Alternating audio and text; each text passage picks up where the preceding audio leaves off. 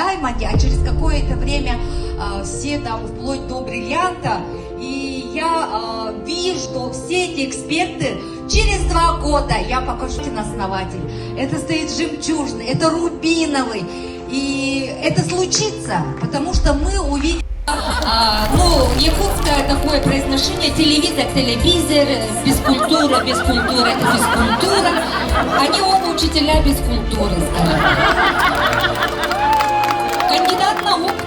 И вот я, значит, в последнее время по рекомендации Позднякова, конкурс решили провести на видео Reels, потому что Женя поэтому не смогла приехать, но она видит свое будущее только с Амвей уже.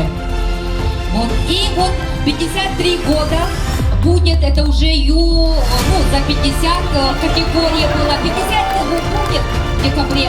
Вот отцу здесь в зале строят бизнес с семьей, с родным братом, с мамой.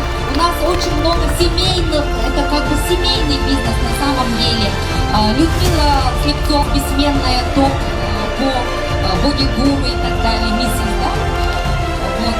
У нас в основном вот какой прыжок сейчас делает финский вариант. Многодетная мама учит, как компании, вознаграждение, путешествия. Мы в лучшей команде, мы в лучшей, да, пусть идет дальше.